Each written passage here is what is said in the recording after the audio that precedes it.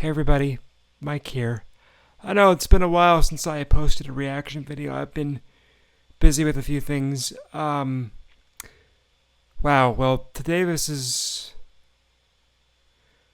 we've had quite the shock, I think, in the Deep Purple fan base recently. I really wanted to make something for my Deep Purple fans this week. I wanted to make this a couple weeks ago when we got the news. But in case you all don't know, Steve Morse has permanently left as a member of Deep Purple. And I can't speak for everybody else. I can only really speak for myself. But I think a lot of people would feel similar. I'm really shocked and saddened by this news. It kind of feels like your family's broken up in a way.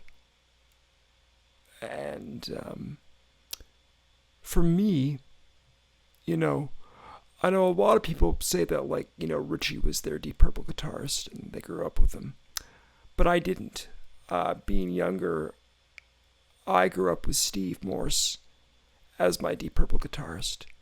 He was the guy that I saw live in concert twice with Purple, and I'm so grateful that I got to see those shows. I actually have the bootleg of my very first Deep Purple show, which was also the very first concert I ever went to. Was a Purple show, and it was with Steve on guitar. And I remember Leslie West Mountain opened for them, and Leslie West came out, and him and Steve played Smoke on the Water together. I will never forget that. Ever. It's one of the best moments of my life. I was in university, and I'll never forget it. So I'm really sad by the news. Obviously, Steve has had to step away from the band to take care of his wife, who has stage 4 terminal cancer. And I get that, family first. And I really hope that his wife, Janine, heals and that he can get back to making music. And I'll be honest. I know that Purple have got Simon McBride now on guitar, and Simon's a great guitarist. I've seen some live clips. He's growing on me. I sort of understand those people who now say, it's not Deep Purple without Richie. Because in a way, I feel that way about Steve. Because he was my Deep Purple guitarist, and I have such an emotional attachment to him as my Deep Purple guitar player that, it just doesn't feel right with Simon in the band. And I guess a lot of people felt that way about Steve when he joined after Richie left. But I gave Steve a chance, and I got to give Simon a chance. And I'm adjusting, and I'm getting used to it, but I'm sad. I'm really sad.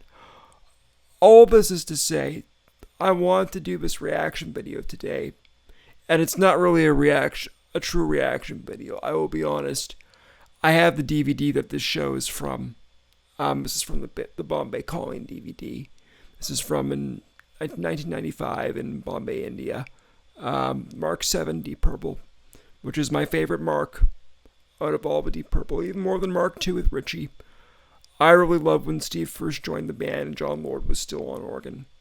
And that's my favorite incarnation of the band.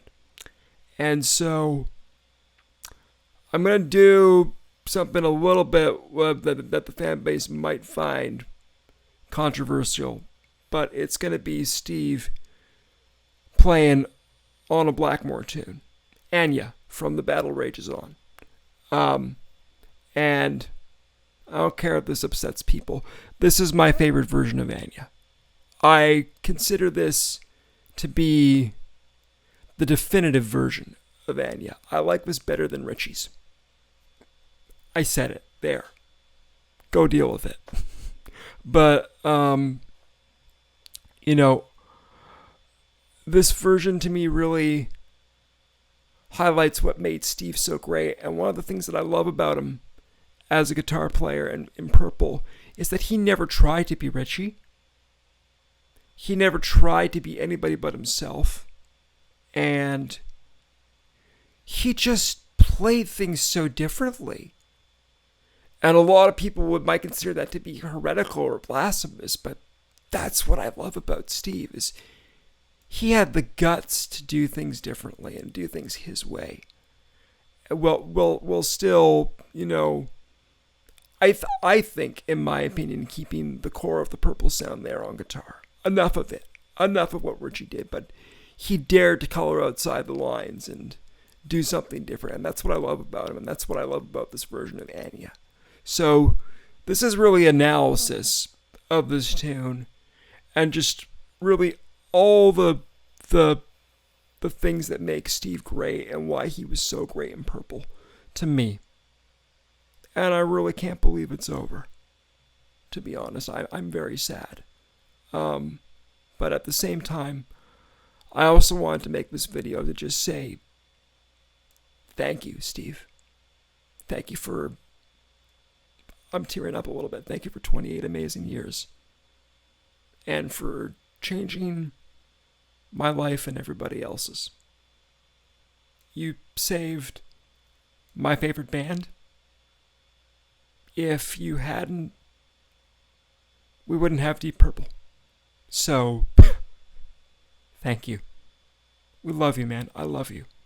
And I hope that Janine heals and that you can get back to making music and hopefully back in Deep Purple where you belong. It's just my opinion. All right. Let's get started. Before I get started, if you're new to the channel, hit the subscribe button below. Ring the bell to get notified. Give a thumbs up, a like, and leave a comment in the comments section, and let's get going with this. Here we go. I'm going to do something a bit different. I know I have a tendency of pausing, but what I'll do is I'm going to try and pause less today. Let the music speak for itself and speak over top of it a little bit. Pause where I think it's necessary to make comment. Probably especially during the guitar solo. Because, I mean, fuck, if you guys haven't seen this version, it's phenomenal. This is Steve at his peak. And just,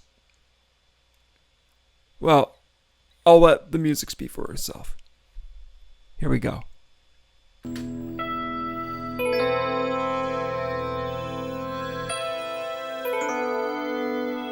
I love John's electric piano sound. That's cool.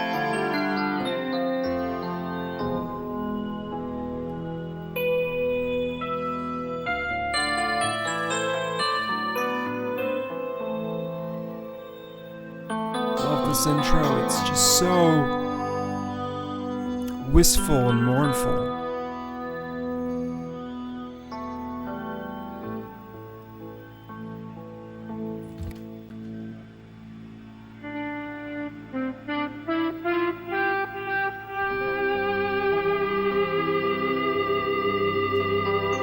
Amazing sustain on that guitar.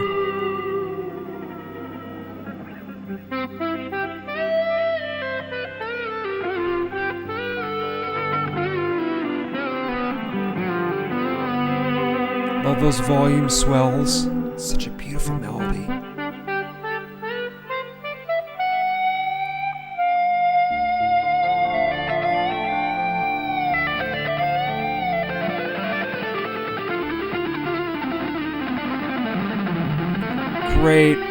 Great runs.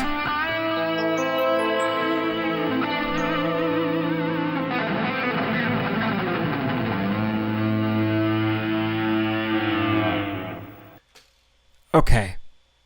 So, love that little dive bomb at the end. What I really love about this is his tone. Steve's tone here is gorgeous. I really love how he treads that line between like the extreme technical shred and the really melodic lines. I love those volume swells. Steve was a master. He is a master at this. So much so that I think when John Lord was re-recording the concerto for group and orchestra, when they got to the third movement and they were recording that, he was trying to get a guitar player who would have done the volume swells like Steve would have done it. And I think it was Paul Mann or somebody said to John, but why don't we just ask Steve? And they got Steve on the recording, and it's great. But yeah, he's such a master at those volume swells. And just I love the melody lines. It's such a beautiful melody, and how he's just kind of moving through the chord tones that John is doing underneath him. They're really playing off each other here. Let's keep going.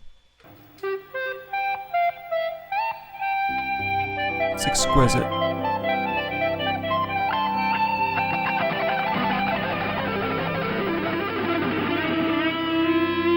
I love how he just holds that note and bends it after that cascade.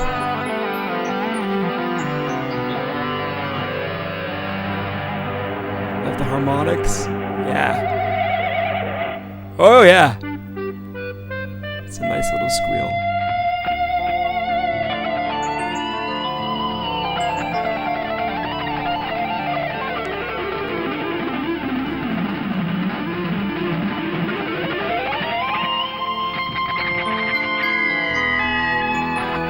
Catches the minor switch.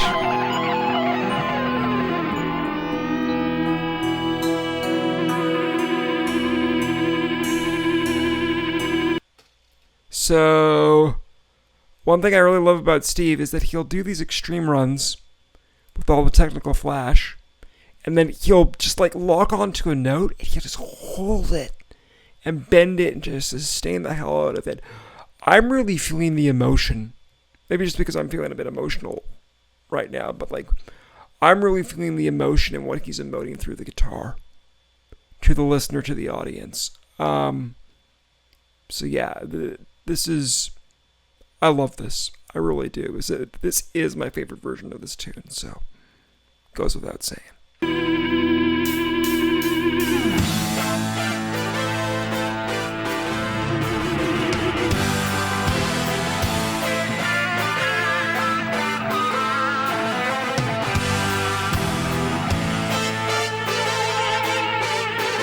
I love how he just goes from the extreme whammy bar vibrato and the pinch harmonics. Immediately sets himself apart from Richie, which is good. I love that little whammy bar squeal. Everything you know, your name is carried on the wind. Where do they flow? Where have they been? Where have they been? So one thing I want to point out that I think is really interesting is if you want to I'll go back about 10 seconds. Listen to how, and I think John would do this with Richie too, but I really hear it here with him and Steve, is that when they're playing rhythm with each other, it's almost like they're weaving in and out of each other. Like you'll hear Steve play a rhythmic figure and then John will play a rhythmic figure, and it's almost kind of like they got this little dialogue going underneath Ian Gillan's vocals. And of course, Pacey and Roger are just driving the rhythm like a train. Check it out. Listen. Where do they flow? Where have they been? You hear how Steve will kind of hold the chords. Then John will play something over top or in between.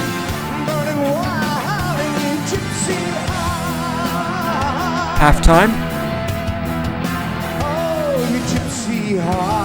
Great halftime groove by Pace.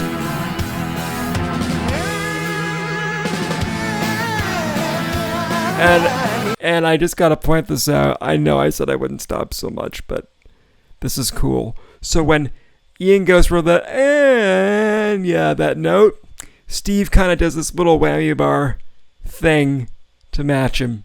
It's so cool. Here, where is it? Here.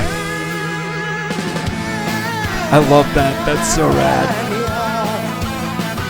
The spirit of freedom.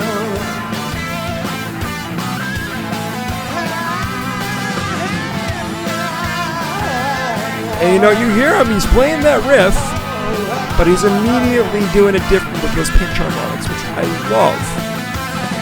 I love how he's not even pretending to be Richie for 5 seconds. It's great. Yeah! Love that little whammy bar dive with the pinch harmonics. A light of freedom led deep within your soul. Across the pushback, waiting to see the rhapsody. I gotta go back to that. So there's this little Dwayne Eddy kind of doom, and like there's this moment where Roger gets in on it with Steve, and they just go for it together. They must have rehearsed this. They gotta. And by the way, look how happy everybody is on stage. This is like Steve Morse was the best thing that ever happened to Deep Purple.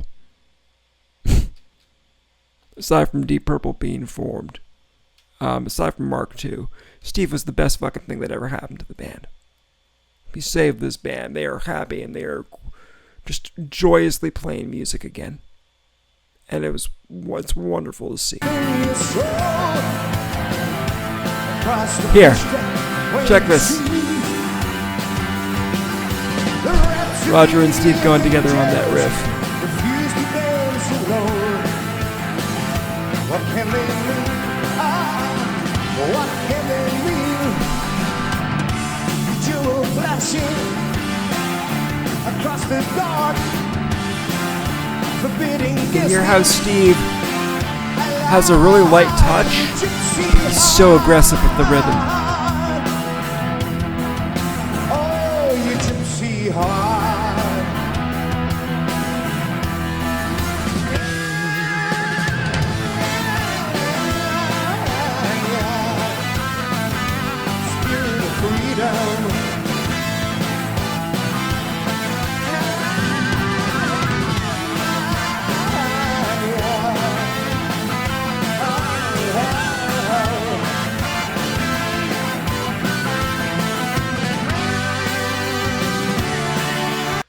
So, right before we get into the solo, something I want to comment on is like, what's really interesting about Steve as a guitar player in Deep Purple, especially to me, is that he's very calm. He's very happy. He's very zen. When I've seen him in interviews, he comes across as a humble, gentle, gracious human being. And I think that comes through in his playing. There's a confidence, a quietness even. And at the same time, this is what I love, is the almost near contradiction or dichotomy of this, is that he just plays it so aggressively. I saw a comment on, like, I think it was the Highway Star, where somebody said it's like Steve lacked the aggression that Deep Purple needed, and that Simon has brought it back into the band, which, quite frankly, I think is bullshit. I think that person's out to lunch, because I hear a lot of aggression in what Steve is doing, and yet he's just so calm and confident when he plays, and I just love this dichotomy in him. He's, the most zen person in the world, and yet he plays like a fucking demon, and I love it. And speaking of playing like a fucking demon, let's get to this guitar solo, because we're just right up about on it.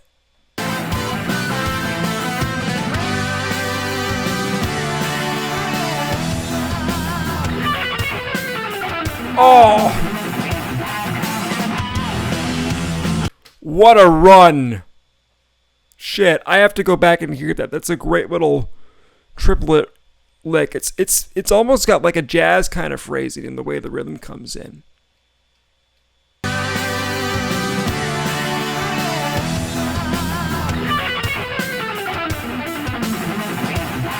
Let's listen to it all the way through. Phrygian. Lots of chromatics. Oh my god.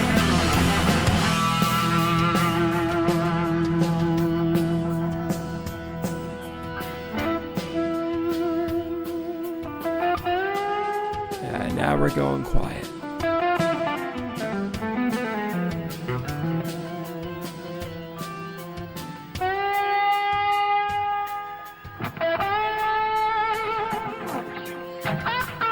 Very simple bends and melodies. He's not all flash, folks. He can play nice and melodically when he wants to.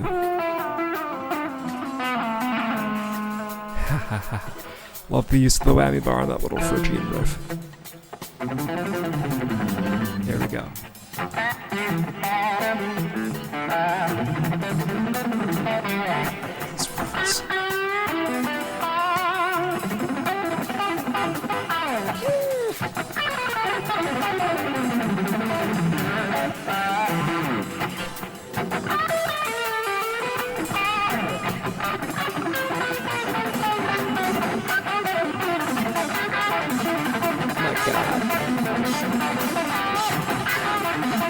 He's losing his mind.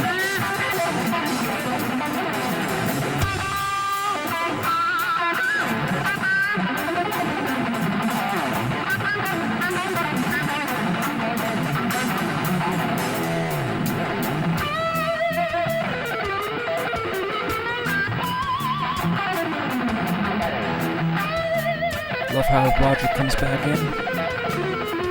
Those runs are nuts.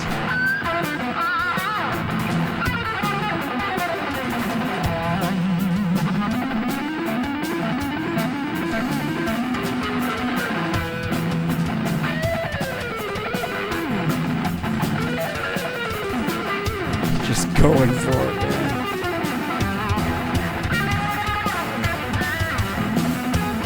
It's like he's got a hell of a right hand to be pulling this off. Adding tension with chords.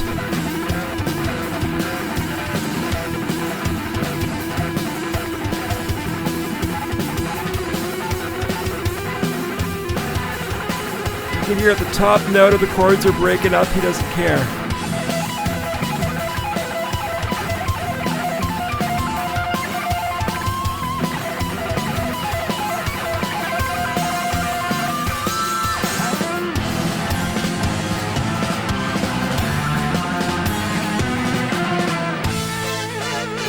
Oh my god. Okay.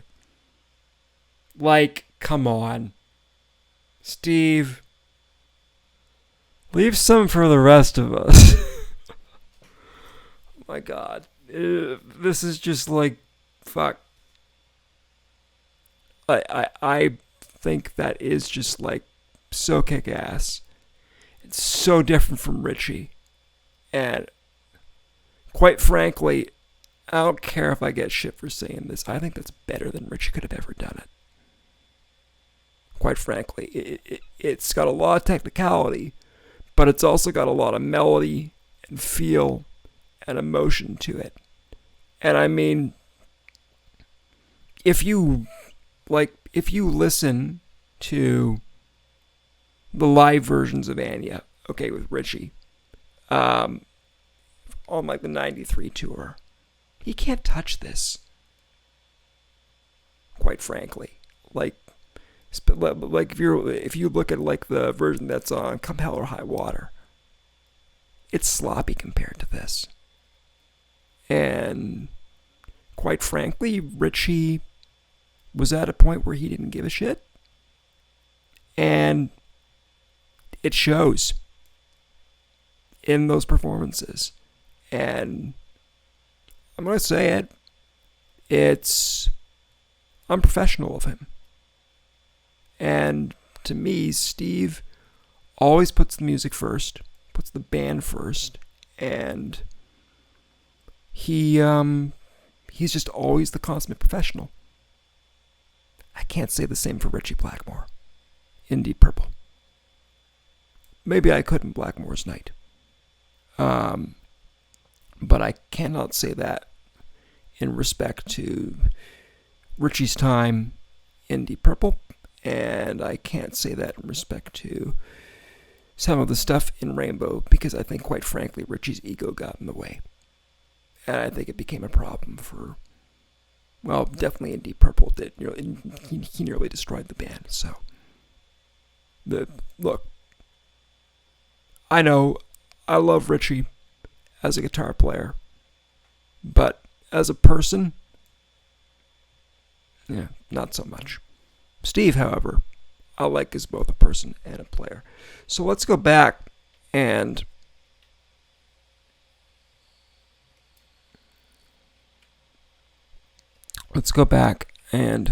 find, let's see, no,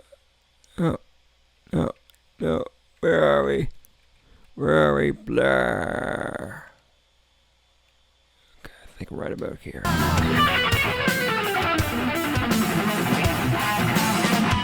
Okay, so like those runs, right? He's doing runs like this throughout the whole fucking solo.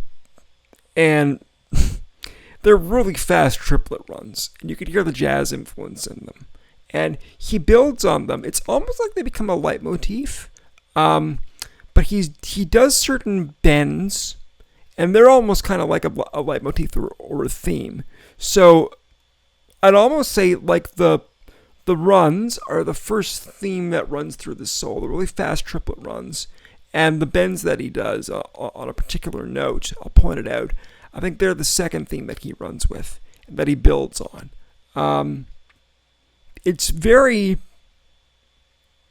symphonic in a way, and orchestral almost, how he constructs this solo and how he thinks of this solo, how he improvises. This is all improvised, by the way, and it's fucking brilliant. So I'm just going to point things out as we go that make it awesome. Phrygian. Probably a little bit of harmonic minor. Tremolo picking. So yeah, so like that run there, that's like a mix of your Phrygian and your chromatics, all kind of rolled into one.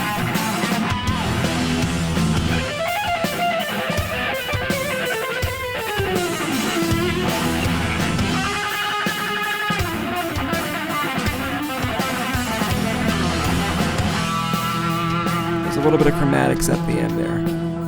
I love the amount of sustain he's getting on his guitar. Where is it? Okay, so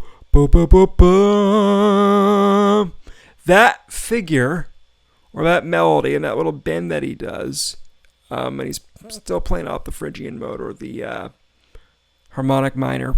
I can't tell sort of what. My ear training is not good enough to figure out if he's using a major seventh or a flat seventh or both. But that will basically kind of make the difference between the two scales. It's one of the things that will. And so yeah, he's just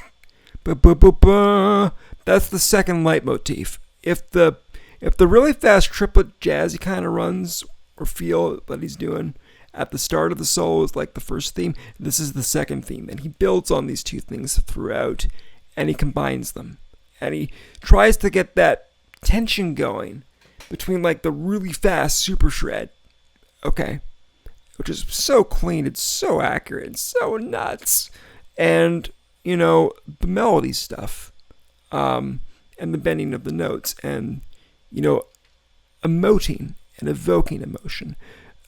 Steve Morse always, to me, really straddles the line between extreme technicality and incredibly melodic playing and tasteful playing. And that's what I love about him, is that he's a study in extremes. And somehow he makes it all work. We're still basing it off of Phrygian harmonic minor land. There's that note again. Kind of building on it. A little bit of pentatonics, a little bit of blues. Back to the Phrygian. Okay, so what I love is the do-do-do-do-do-do-do. That melody. He's throwing in the whammy bar there and giving it a really weird sound. Check it out.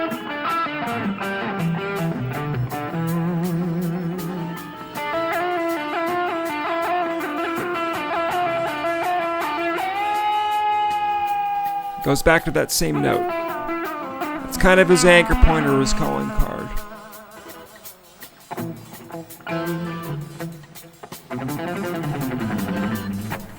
Again, crazy little Phrygian triplet rod. Just, I wish I could play that cleanly. Honest to God, this is humbling me as a guitar player. Even though I play slide and play laps and play completely different. I wish I could pick as fast and as accurately and as cleanly as Steve like this. Shit. Okay, bit of blues. Yeah.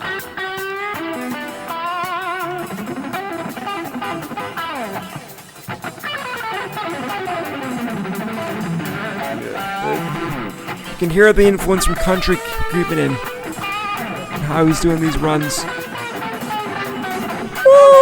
Whoa, what's that little chromatic? What's that?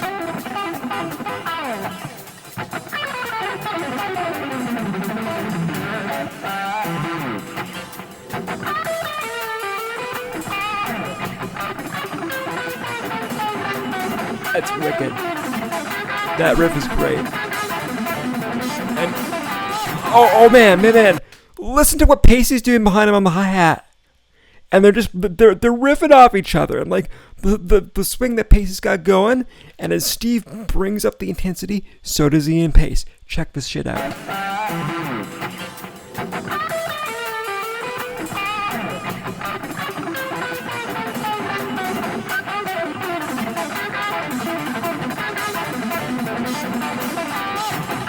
Hear it?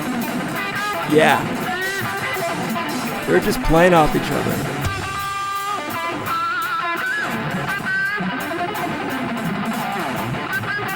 Starting to bring together all his themes, the blues, the Phrygian,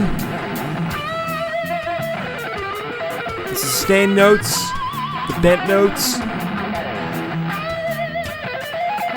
and then Roger's just adding the boom, boom, boom on the bass.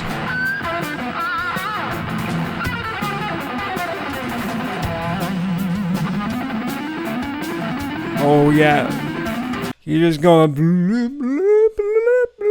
He's just going for it. He's just going for it at this point. He does not care. He is going for broke. This is what we call musicians being in the zone. And it's very hard to get to this magical place. You will not be able to get to it every night performing. But when you get there, and when you find it, for 2 minutes, 5 minutes, however long it is, when you're just going off and you're just riffing, and you're taking a solo like this, best fucking feeling in the world. I tell you. He's in the zone. Steve's just going for it. Yeah. You notice the little pauses in between his phrases? It's almost like he's talking to himself. The guitar's talking. He's adding these chords to build tension. Does it again. Ramping it up. Listen how the band is building. Yeah, and so he's building these chords. And he's like tremolo picking the shit out of this. And, you know, you can hear he's adding the top high notes and he can barely get them. He's like, this is like so challenging for him technically. This is the peak of his technical ability. And it works. I just love that staticky, almost kind of like a crackle or a static of TV or like a radio or like the signals almost kind of breaking up and you can just hear those top notes coming in and coming through. This is like so wicked. Like, just...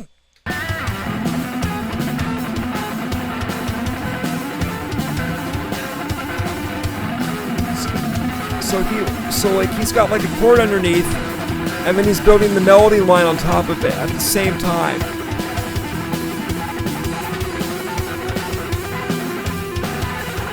It's almost like he's got two competing lines.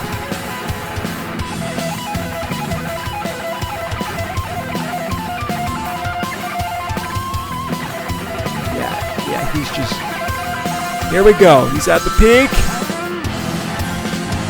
And I love this dive bomb here coming up. Yeah. He knows he just kicked ass and nailed it. Love you, stay.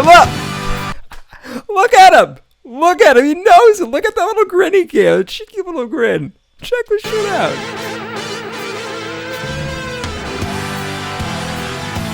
Where is it? Yeah, see, he knows it.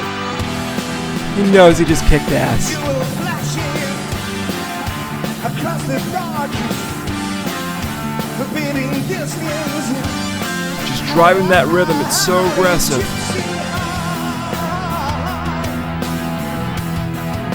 Oh, you gypsy heart.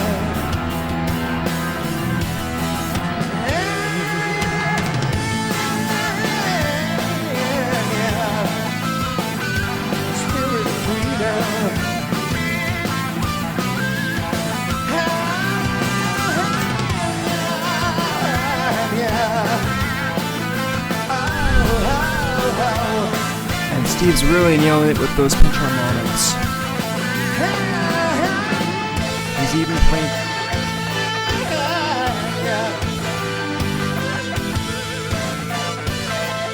Okay, so I want to point something out. So, one thing I really love about Steve is he would do things with parts in songs that were Richie's tunes that nobody would even dare to do it, because it's like, no, we gotta do it how Richie do it. Steve doesn't give a shit about that. That's what I love about him, is that he had the fucking balls to just do it differently. And this is no exception. Like, so, you know, like, first thing he does differently with this riff, he throws in all the really aggressive pinch harmonics. And he's really, like, going for it in the last verse here, right? And then, that insane tremolo picking stuff, okay, that he was doing in the solo, he's now doing it with the riff an octave up. He doesn't care how Richie plays it. He's going to play it how he wants to play. And that's what I love about him.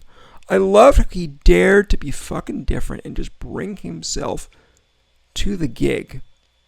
And just, you know, be himself and just say, I don't care if people want Richie. I'm me.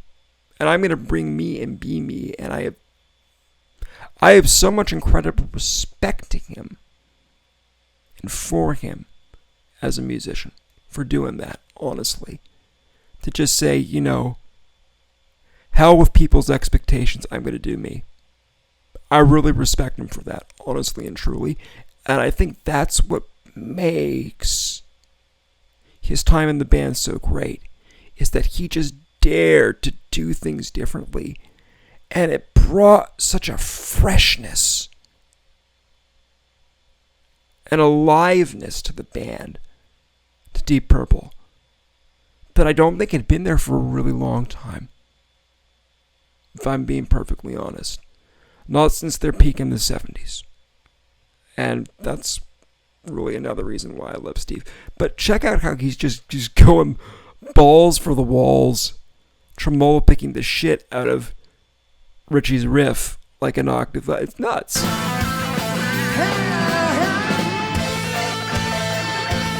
Hear it?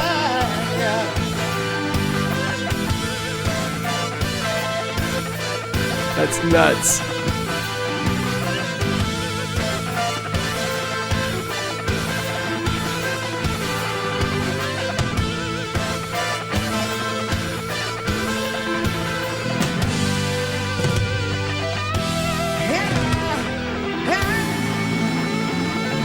burning it up on the fretboard.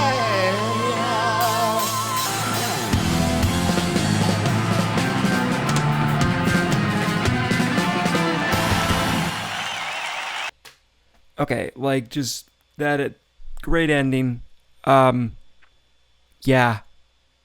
I know a lot of people will consider what Steve did to be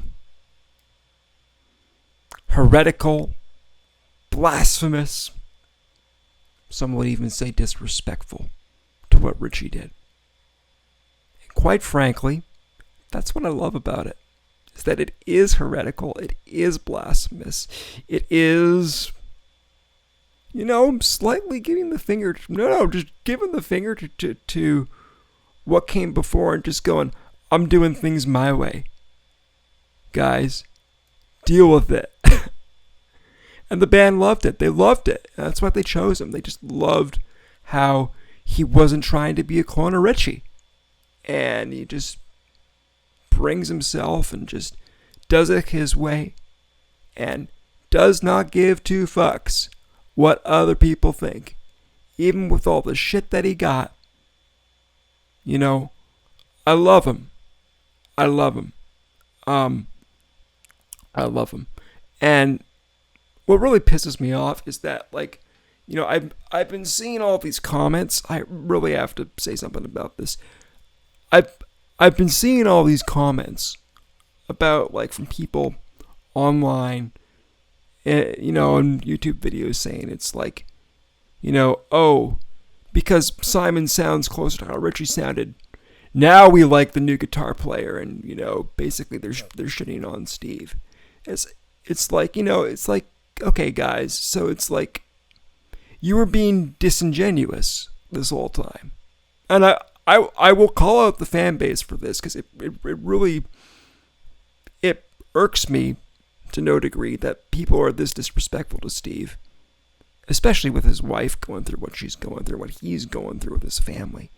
At this point, it is so fucking disrespectful to Steve. That, you've got people who are saying it's like, oh, Deep Purple isn't Deep Purple without Richie. And then they turn around and say, well, because Simon is basically sounding closer to Richie, we love him now, and the new guy is great, and fuck you, Steve. Basically.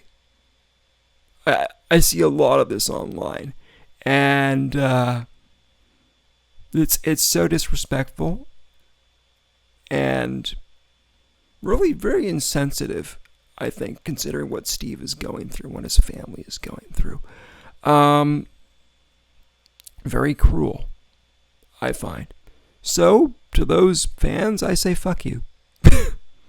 And hell with you. Steve's great, and I think for all of us who really loved what he did and really appreciated what he did in his time in the band for 28 years. I mean, look, he's Deep Purple's longest serving guitar player. Around longer than Richie. He had longevity. He had great creativity. He brought such a freshness to the band.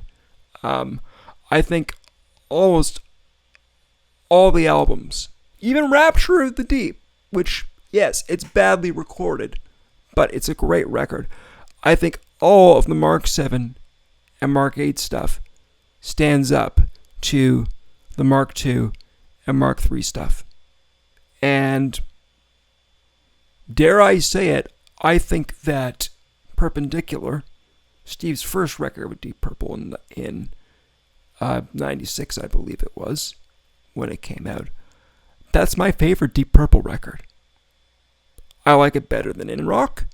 I like it better than Machine Head.